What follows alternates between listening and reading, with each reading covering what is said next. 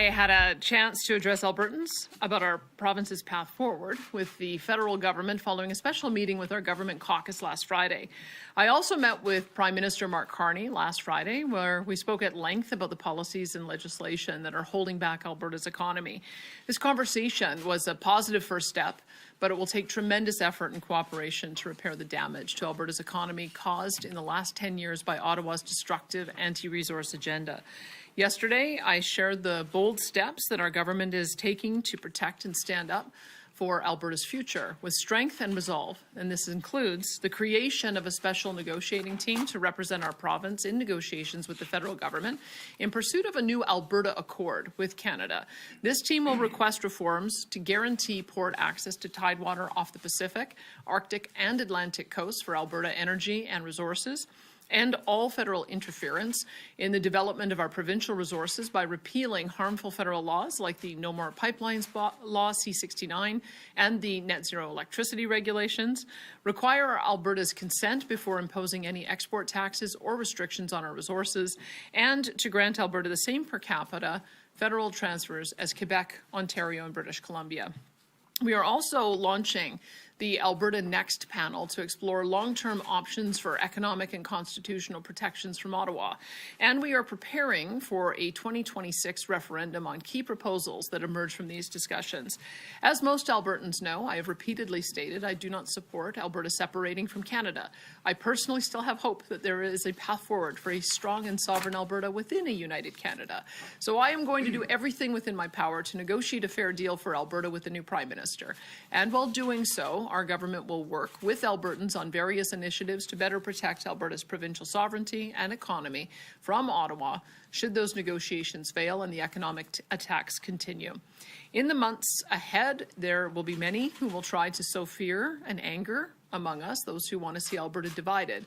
Regardless of what each of us believes about this issue and what path we think is best, we as Albertans must be able to respectfully debate and discuss these issues with our friends, family members, and neighbours.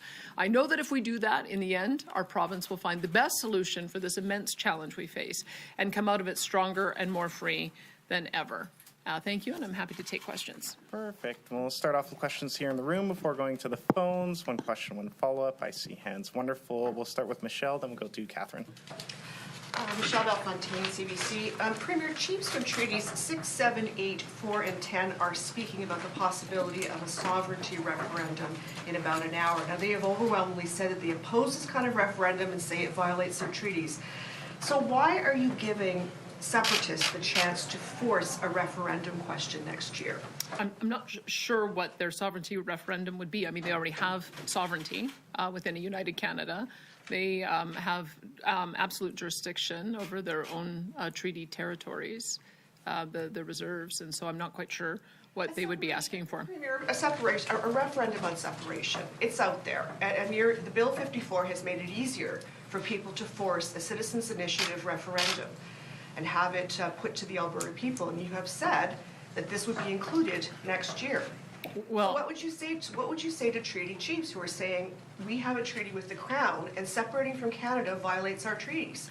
Well, I would say that we're sort of a number of steps away from having that conversation. We have put forward a suite of changes to elections law that included making a petition campaign achievable. I think that there's no point in having a referendum, citizen-initiated referendum, with barriers that are so high that it's kind of vicious compliance. And so that was the conversation we've had over the last year prior to the most recent election and prior to any of the discussions you're talking about, is that if you genuinely want citizens to be able to identify issues they care about, be able to put it forward to the people, you have to have a reasonable signature threshold. Our threshold is a little bit lower than Saskatchewan's, but a little bit higher than what we see in the United States. It's consistent with what we've had for many decades in the Municipal Government Act. So it shouldn't be that surprising that we're just trying to get some clarity so that people know what the process is if they want to take forward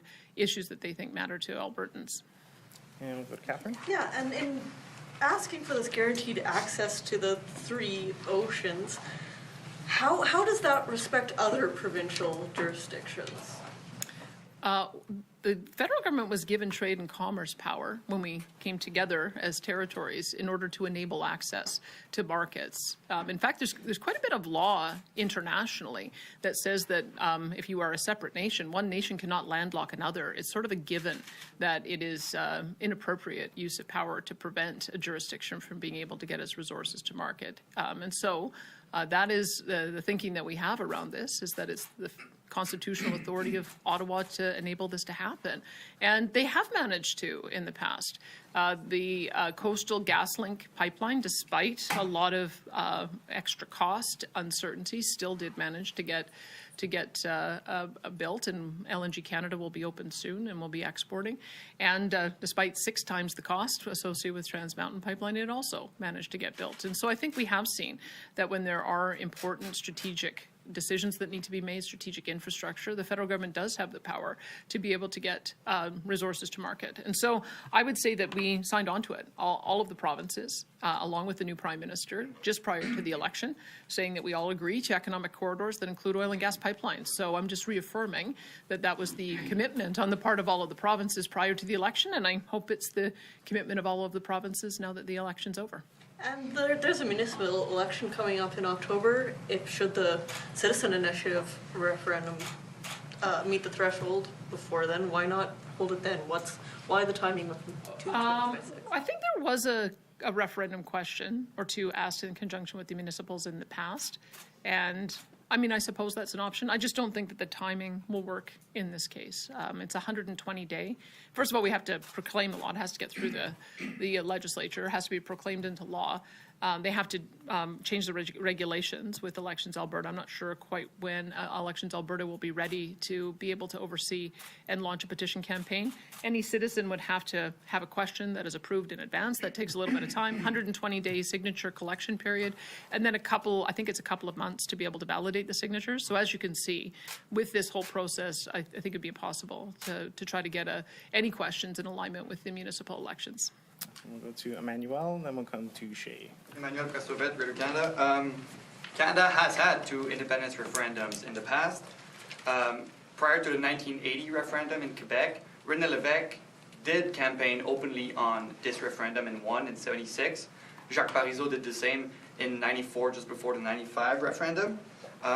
However, you did not campaign on opening the door to a separation referendum. You essentially campaigned on a tax cut and standing up to Ottawa. So do you have the mandate to open such a door to Alberta separating from the rest of Canada? Yeah, I don't have a mandate, and my party doesn't support that. My party quite clearly in their founding documents came together and they support a strong, united Canada, protecting constitutional sovereignty, and that's what I've been doing. A citizen-initiated referenda would be, by definition, initiated by citizens. And so I won't prejudge what issues citizens might want to put on the table, but that is up to citizens to decide and to get the number of signatures. All I've said is I will honor the process. And the public very clearly knows that we are a party of direct democracy, that we do believe in things like citizen initiative and recall that happened under my predecessor. And so I would leave it to the people, but that's why I have been pretty clear that I do not support separatism myself. I support a strong, sovereign Alberta within a united Canada, and that's what I'll keep working towards. And one part of your rhetoric against the federal policies in energy is that it would bring more uncertainty to the sector and also make investments go away from the province. Don't you think that such a referendum on separation would also be likely to do that? That's certainly what the rest of Canada said to Quebec about their 2 referendums. Well, I guess I'll wait and see if any questions come forward, if anything gets registered, if 177,000 signatures get accumulated. I mean, I think you're jumping ahead a number of steps. None of that has happened right now. There isn't a question on the table. There isn't an active petition campaign. All there is a process. And I think we have to accept that there's a lot of anger out there. A lot of anger after the last election, a lot of anger at the way we've been treated for the last 10 years. And there's a lot of groups that are organizing to try to do something about it. We may disagree about what the path forward is. All I can tell you is my path forward is to try to do whatever I can to try to get a fair deal for Alberta. And that's why I've already engaged constructively with the Prime Minister on that. You don't think that just having the talks in the public opinion about maybe Alberta separating from the rest of Canada is is bad for Alberta? Well, those talks have been going on for some time. The level of support for a motion like that, I've been monitoring this for decades, and it's always ebbed and flowed, been as high as 30% in the past. I think it might be a little bit higher today, but that has always been in the background in Alberta electoral politics, and it's just happened to flare up right now. But that is, citizens have a right. I believe in free speech. Citizens have a right to express their opinion on things that they're concerned about, and I think it's my job to make sure that debate is respectful, that sides know that they have a right to be able to have those conversations with their friends and family and not to be demonized for it. And so that's what I'm trying to do, is to create an environment where the conversation can be had. Thanks, Manuel. And we'll go to Shay, and then we're going to go to the phones for a couple before coming back to the room. Thank you so much for taking my question. Originally, you had issued that list of 9 demands with a 6-month deadline back in March. Now you've issued a new list of goals for the Alberta Accord, no clear deadline. I guess why change those goalposts, and what is your plan if these negotiations are unsuccessful? This is just more detail on the existing goalposts that I had set. We're doing our consultation between May and October. That's the same 6-month time frame that I had mentioned. At the same time, we're establishing a negotiating committee, and I hope to talk with the Prime Minister about who their counterparts will be at the federal level. We've had these kinds of joint task forces in the past. This would be a little bit more formalized with my ministers, and so that will be ongoing because I think we need to, we had our first conversation where I let him know the issues that we needed to work on together. I told him I'd be establishing a negotiating committee, and so we'll have 6 months to be able to work that through. Hopefully we'll get to an agreement earlier. We'll then at the same time have 6 months to travel the province with a committee to find out how Albertans are feeling and some of the issues they might want us to address. And again, I won't prejudge that. I don't know what kind of issues will be raised as we go through there, but we'll have those parallel processes, and I hope we can get to a constructive relationship with the new Prime Minister and address some of these things that have been an irritant for a number of years. Just as a follow-up to that, my second question, what is my second part of that question is, what happens if those negotiations fail after your 6-month deadline? And then my follow-up, I guess just in terms of a scenario, either legally, economically, or politically, is there one in which Alberta could actually separate from Canada with its national parks, with all of the treaty negotiations? Is that even possible? Should all of those steps be followed with a citizen-led petition? Well, I'm not going to walk into negotiations with the expectation that they're going to fail. I think that that's defeatist. I don't think that Prime Minister Carney walked into his meeting with Donald Trump today expecting it to fail. I think he walked in hopeful that they would come to an agreement and maybe start the Canada-U.S. free trade agreements. I guess we'll find out in another hour or so, or a couple of hours, about whether that is going to be the case. I'm hopeful that we actually can get those conversations restarted. And I'm equally hopeful that we'll have constructive conversations with the Prime Minister. So he knows my concerns. He didn't object to any of the issues that I had raised on the call that we had. So I'm optimistic that we'll be able to find some common ground there. So I will see how that ultimately plays out, and then perhaps 6 months from now, if it's unsuccessful, we'll be able to have another conversation about what comes next. Thanks, Shay. We're going to go to the phones for a couple questions. Operator, could you put through our first caller, please? Thank you. Dawn Braid at the Calgary Herald. Premier, thanks for taking my question. David Cameron wasn't a separatist either when he enabled a Brexit referendum in Britain. What he did, fairly close to the beginning of that, was say that he would honor the result of the referendum, and of course was thoroughly shocked when it passed. So my question to you is, will you say today whether or not, if a referendum on separation should carry sometime next year, you will honor that and start, if the answer is yes to it, that you would honor it and start the process to separate Alberta from Canada? I did say yesterday in my commentary that I will respect the wishes of Albertans. And so at the moment, they're a bit undefined about what it is Albertans want to do. There's been a number of different groups proposing different new relationships, different ways to express autonomy. So until I see an actual question with 177,000 signatures of Albertans that are supportive of it, it's difficult for me to know what that looks like. But I honor the process. I'm creating a process so that citizens do have a right to identify an issue and be able to bring it forward with the support of their fellow citizens so that it can be put to a referendum. If the answer is fairly simple, the question is fairly simple. Do you want Alberta to separate from Canada.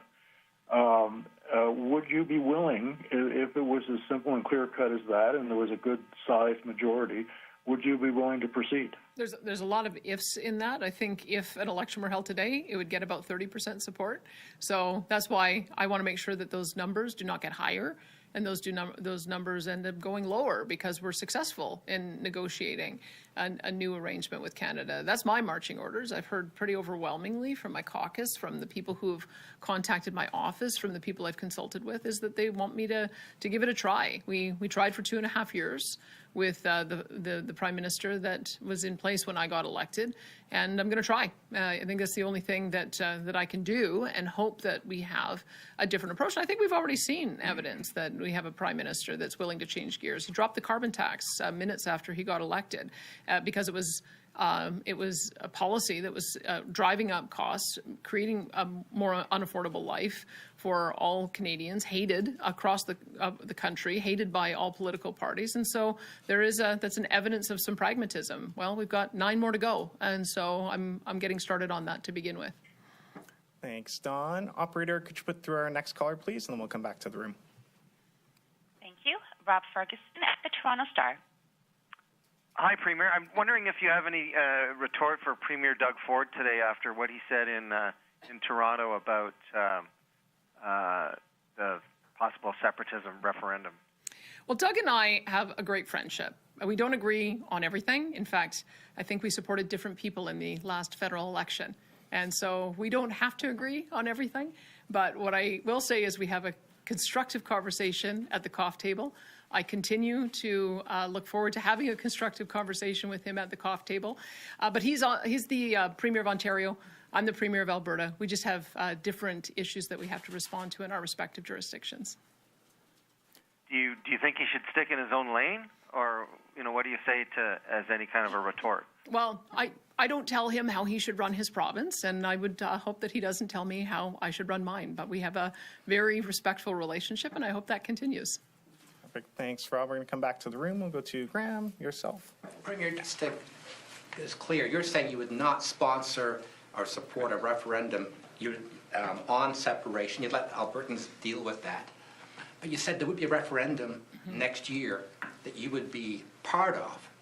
Explain what that would be looking at. Well, it depends what I hear from Albertans. There's a few things that I've heard. I've heard from our agriculture producers that they would like us to exercise Section 95 of the Constitution to take more control over managing agriculture issues, because the federal government has come through with punitive changes that are preventing them from being able to run their operations. I'm thinking of the limitations on strychnine, which is going to result in massive crop losses, and other type of approaches. I've heard that that people want us to be able to have more economic immigrants. The federal government actually reduced our allotment of provincial nominees. That would be something, again, under Section 95 that has special status, and Quebec has been quite active in trying to advocate for more choice in the people who get permanent citizenship in their province. Those are a couple of things. I mean, it shouldn't surprise you. I've kind of raised those before, but there may be other things that do come up. I know that Quebec is interested in completely changing the relationship with Ottawa, being more like the way the European Union operates, by collecting all the taxes and then just remitting to Ottawa their share. That's what we do right now with our municipalities. The municipalities collect all of the property taxes and then remit to us our share. And so it's not that unusual to think that we might be able to have an arrangement like that if Quebec is interested too.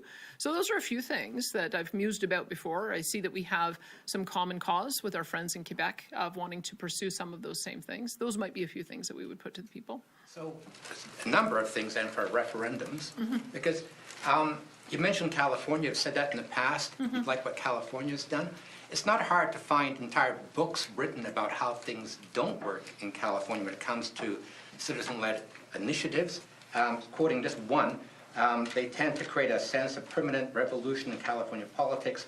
No issue is settled for long. This is Troy Seneck, former speechwriter for George Bush, W. Bush. You have people saying this is a bad idea, that going down the road of direct democracy that California has can tie up things, as opposed to representative democracy. You're elected, and people can then pass judgment in 4 years or whatever, if they like it or not, as opposed to then constantly churning up people's feelings with constant referendums? Well, we've had that debate in this province, and we've sided with referendums for a number of important issues. I mentioned this before, VLTs and prohibition. The Olympics vote in Calgary was put to a referendum. Fluoride was put to a referendum. Well, again, I won't prejudge what it is that citizens choose to get signatures on. It could be any number of things that they choose to get signatures on. But the point is, it allows for them to have a mechanism, because it may be that there are some things that are an irritant or something that needs to be addressed that the legislatures are not bringing forward, and that gives the people the power. I mean, yes, it's a philosophical argument. I know that there are some who think that all decisions should be made by representation, and then there are those of us who believe it's a combination. I don't think Albertans want to vote on every little thing, but I think they might want to vote on some big things. And so now they have an opportunity to decide what those big things are. They have since this legislation was first brought in the prior UCP government, and now they have a little bit more clarity around the rules and what the signatures need to be. Thank you, and go ahead. Thank you. I'm Sarah with Global News. I'm just wondering, why did you make the decision to have your speech yesterday at 3 o'clock, just a day before Carney's meeting with Trump? I made the decision to have the speech a week after the election, a few days after I'd had a chance to meet with my caucus, a few days after I'd had a chance to meet and talk with Mark Carney. Those were the factors that I had under consideration about establishing that, and also because it was a very lengthy speech. As you probably saw, I didn't want to be reading my speech to you here today for 18 minutes, so I wanted to make sure that Eastern Canada knows all of our grievances. I don't think necessarily the reporting on Alberta's grievances are covered particularly well in Eastern Canada, but I know that people have been watching and wondering what was going to be happening in Alberta and our reaction, because Alberta was such an outlier. 65% of our people voted for a different political party. And so I wanted to be thoughtful in how I gave my response. And I think I was, and it was because of a lot of feedback that I got. But the timing was, it was a week after the election. And do you think your message yesterday highlighted divisions in this country and weakened Canada's position heading into negotiations today with the U.S.? I think that Prime Minister Carney has his work cut out for him, as we saw in the opening press conference with the president. And I'm really hopeful that behind closed doors they'll be able to have a meeting of the minds and come out with an agreement to restart the Canada-U.S. Free Trade Agreement negotiations. We know that it's 18 months from now is when it expires. And I think for all of us, it would be a far greater benefit if we were able to get a renegotiation happening sooner. So I'll see. I'm just as hopeful as anyone else that they're able to have a reset on the relationship. I don't think it's any secret that the relationship with the prior Prime Minister was very poor, and I think led to a lot of the challenges that we've had over the last 5 or 6 months. So we'll see if Prime Minister Carney can reset that in the meeting he has today, and I'm hopeful that he can. Thank you. We have time for a few more questions. We'll go to Lisa, then we're going to hop back to the phones. Thanks, Sam. You've said that you are committed to upholding First Nation treaties and inherent rights. This is on the sovereignty referendum question, but the Referendum Act says a majority vote is binding on your government, 50% plus one. So if that vote passes, your government would be bound to follow that referendum choice. How exactly do you plan to uphold those treaties in the event that your government's hands are tied and you need to separate Alberta from Canada? How do you uphold those treaties? What does that involve? Well, I think there's been lots of court challenges and court decisions around First Nations, Inuit, and Métis rights, and we would honor all of those. We have treaties that have been signed and are binding. We have as well Section 35 of the Constitution, which enshrines Aboriginal rights. Any discussion that we're having, is including Alberta's expressing its own constitutional sovereignty, is about Alberta's relationship with Ottawa. We have also defined rights under our Constitution about Alberta's relationship with Ottawa and how that's supposed to work. And I have never presumed that anything that we can do is going to impact First Nations rights. In fact, I've said the opposite, that we accept it and respect the fact that they are sovereign jurisdictions in their own right. This is about trying to have Alberta's relationship with Ottawa improve. And just to follow up to that, I mean, you're saying that you never presumed it would impact Indigenous treaty rights, but we've got a large group of them representing just about every treaty, I think, in this country, saying this is a violation of their treaty rights. And what you, like, generally what you're saying today is that you don't want to get too far ahead of yourself. You don't want to presume that this referendum is necessarily happening or that it will pass. Did you not think about these things ahead of time? Did you not think about what would happen if you opened the door and lowered the bar for citizens to initiate a referendum in this province? Well, again, I guess I have to wait and see what kind of question comes forward from citizens before I would be able to make a judgment about whether or not it would impact rights. But what I have said is that you can't vote away treaty rights. You can't vote away Indigenous rights. You can't have a referendum on things that are enshrined in our various constitutional conventions and laws and court decisions. So I'll wait and see what sort of referendum questions come forward, but my expectation would be that that those rights would be honored. Thanks, Lisa. We're going to go back to the phones for our last few questions. Operator, could you put through the next caller, please? Thank you. Tamar Durrani from the Globe and Mail. Thank you, Premier Smith, for taking our questions today. My first question is about your speech from yesterday. Premier, you said that you don't personally support Alberta's separation from Canada, and you also said that you want several Liberal policies from over the last decade, particularly about energy, to be abolished by Ottawa. At the same time, you said you're going to allow discussions of potential separation to be brought up at these town halls that you'll be chairing with the new panel, all of which could lead to a referendum with the possible question of separation next year. Do you believe these actions from your government will impact the negotiations for a new fair deal you want your special Alberta negotiating team to have with Ottawa? And in turn, do you think these actions will affect Ottawa's negotiations with Washington, where President Donald Trump has said he wants to make Canada its 51st state? Well, I would hope that the near-death experience of the Liberals, where they were almost obliterated and had to change out their leader, was actually a wake-up moment for them, that they can't continue pursuing extremist policies that are supported by a fringe group of legislators like the NDP or the Bloc Québécois. And I would hope that that near-death experience made them realize that what Canadians want and Albertans want is to be an economic superpower that includes energy, includes food, includes getting all of our resources to market. I mean, if anyone should look at the results of the last few months and say, gee, it's time to recalibrate, it should be the current Prime Minister. So that's why I'm very hopeful, having talked to him and said that now is the time for us to make good on the commitments that were made prior to the election, that were a joint communique released with all the premiers, and to make sure that we actually enact the things that were agreed to. As I said in my speech yesterday, that Albertans expect action, not just words. And so that's why I'm very hopeful that somebody who ran on a mandate to start doing the kind of things we're talking about is going to be serious about removing the barriers to make it happen. So that's my starting point going into the discussions. Thank you, Premier. My second question is a bit tangential. It's related to the Alberta Health Services investigation. Premier Smith, in light of the Globe and Mail's reporting on Alberta's Justice Minister, Mickey Emery, being a longtime friend and relative through marriage of Sam Raish, whose business dealing with the health authority are tied to a lawsuit and multiple investigations, do you believe this is a conflict of interest for the province? I want to be clear here before you answer. I'm not asking necessarily about whether this is against Alberta's Conflict of Interest Act. I'm asking this question because I want to know whether you think this is an appropriate relationship for the sitting Justice Minister and Deputy House Leader of Alberta to have with Mr. Raish.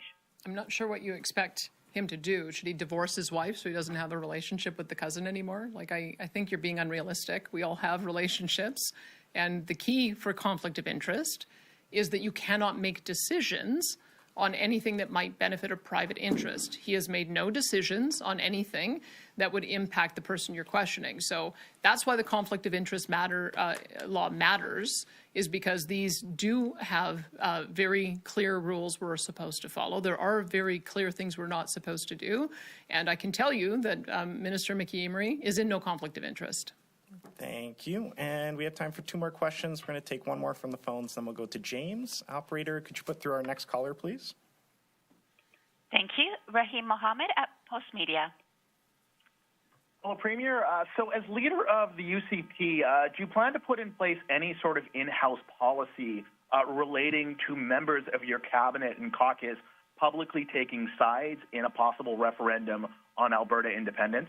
Well, I can tell you what our our policy says, because this was part of the founding documents that brought together the Progressive Conservatives and the Wild Rose. And it says loyalty to a united Canada and a commitment for Alberta to be a leader in the Canadian Federation that constructively defends the best interest of the province and its constitutional sovereignty is one of the founding statements of our party. And so I would say that I and my caucus are supportive of that we are supportive of trying to find a way to exercise our constitutional sovereignty within a united Canada. Sure, and one of your caucus members, Jason Stefanon, a MLA for Red Deer, reportedly told reporters yesterday in Edmonton that he would like to see a referendum. Have you had a chance to talk to Mr. Stefan?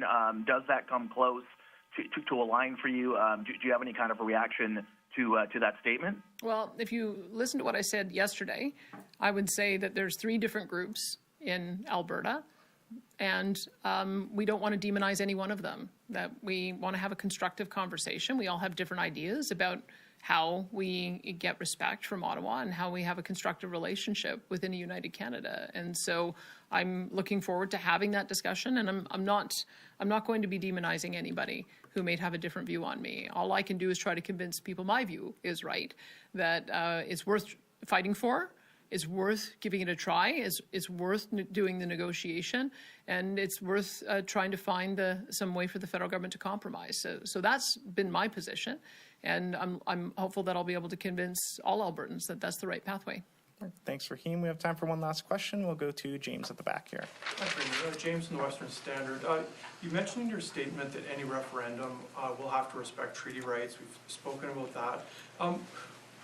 What would the referendum question look like? I realize this is a long time, potentially a long time in the future, and would negotiations with First Nations have to come first before any referendum question is asked? I don't know what the referendum question would look like, because yesterday I specifically said we would not be bringing forward as a government a question on the issue of independence. So it would be up to individuals to draft that question and go through a process with lawyers that they might consult, and then it would go and get validated through Elections Alberta, and then it would be put to the people. So I don't have any idea what the wording of that referendum question might be. Okay, well, where do negotiations with First Nations communities fit into that process? Again, there is no referendum question.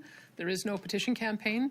We haven't even put the structure in place for the Elections Act. So I don't have answers to those questions, because until we see an actual active question and an active petition campaign, it really is just hypothetical. Perfect. Thank you. And that's our time for today. Thanks, Thank you, everyone, for your questions.